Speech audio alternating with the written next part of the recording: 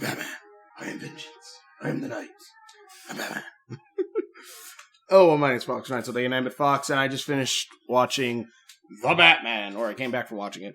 I technically ate dinner, and then I watched some He-Man, and then I watched... Anyways, beside the point. Batman. You can hear that music. Probably better. The Batman. It was good. I liked it. Honestly, I'm going to say it right now, it's probably my favorite live-action version of Batman. Don't mind the hair, I just wet. I mean that for multiple reasons. One, I like the story around it. I feel like, and mind you, I'm going to say this right now. I'm not saying against because literally before watching this movie, I started watching the Suicide Squad movie, the newest one, the one with Peacemaker and all that stuff in it. And I love when they embrace the cartooniness of comic books. I love that stuff. But watching this one, I will say that I did like the more quote-unquote realistic approach to these characters in this one. Whether it be like how Penguin kind of is, I guess. But more stuff like Batman and stuff like that.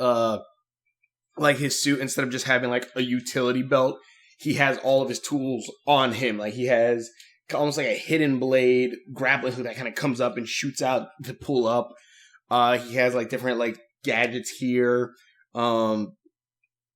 He has a cool thing where it's a contact lens that records everything, and you can also stream from it to watch what other people do and stuff like that, which is pretty cool. The suit itself is like made as armor, obviously, kind of similar to Batfleck. Is it Batfleck? No, I'm sorry, not Batfleck. The Christian Bale one, Nolan Batman. Like that.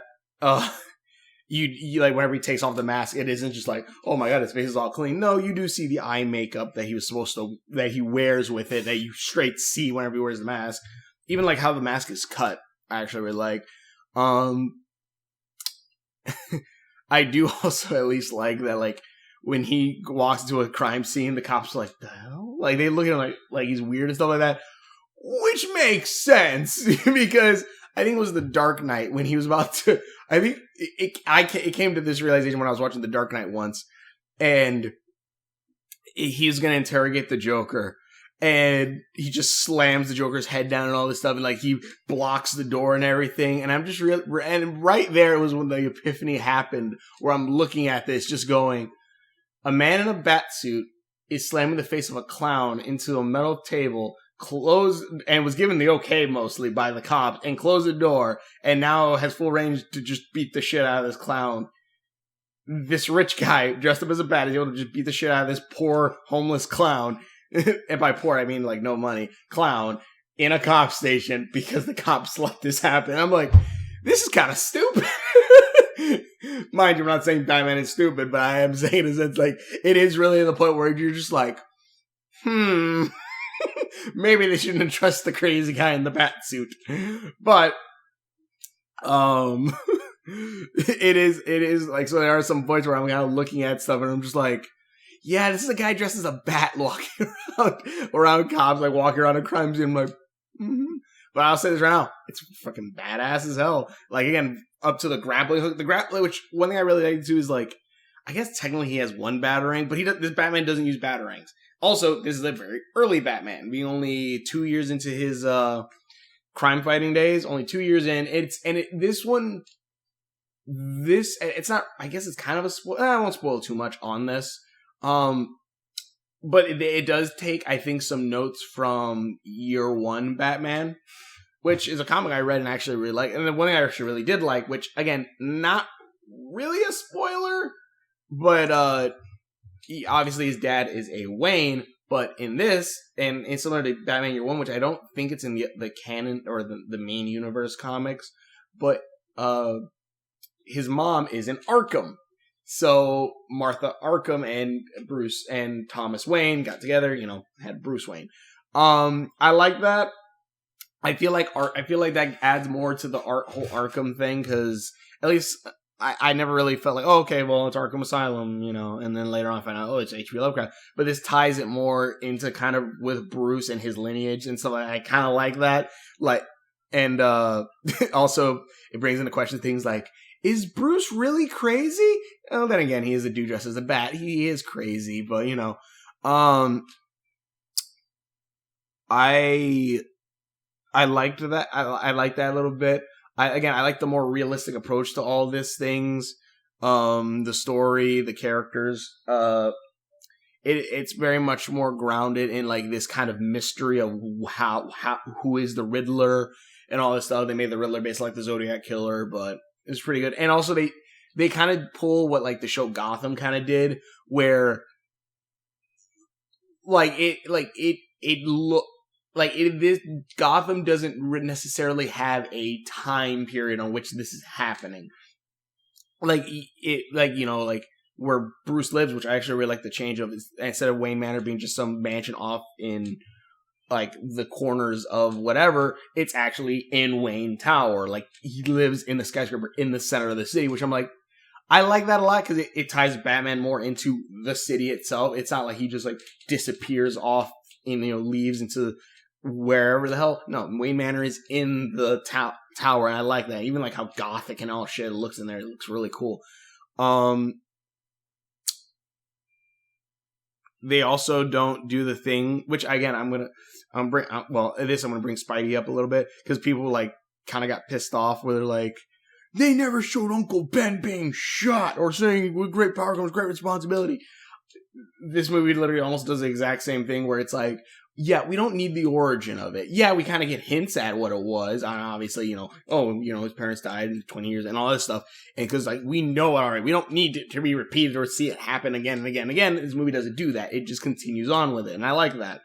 It even ties everything into the deaths and everything like that. And I like that a lot. And and I'm pretty sure this movie's probably getting really great reviews.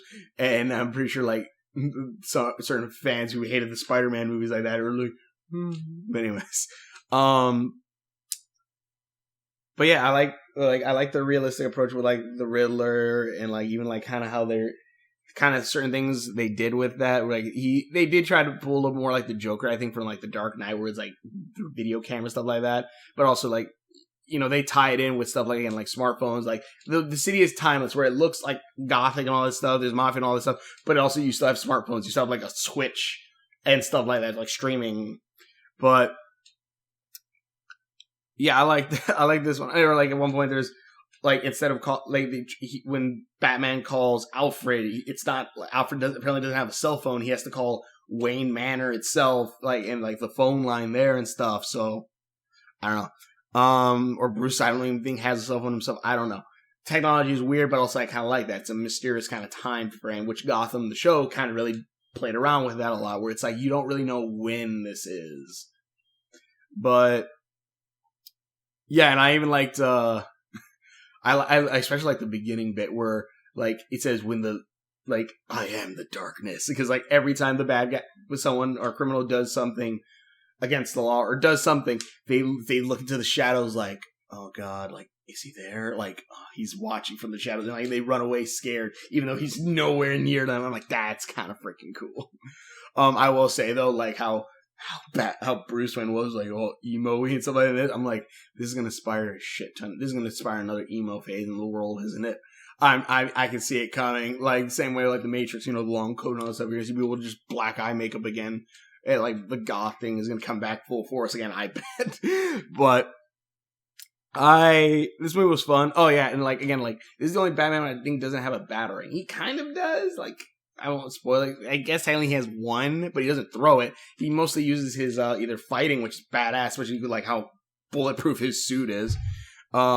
Which is funny because like, yeah, his fighting style really does rely on the suit being bulletproof a lot of times, which someone was complaining about the Mandalorian at one point, going, oh, he has impenetrable plot armor, like he doesn't know how to, and like his fighting style is based around his armor, and that's kind of similar with this. His fighting style is based around the armor that he wears.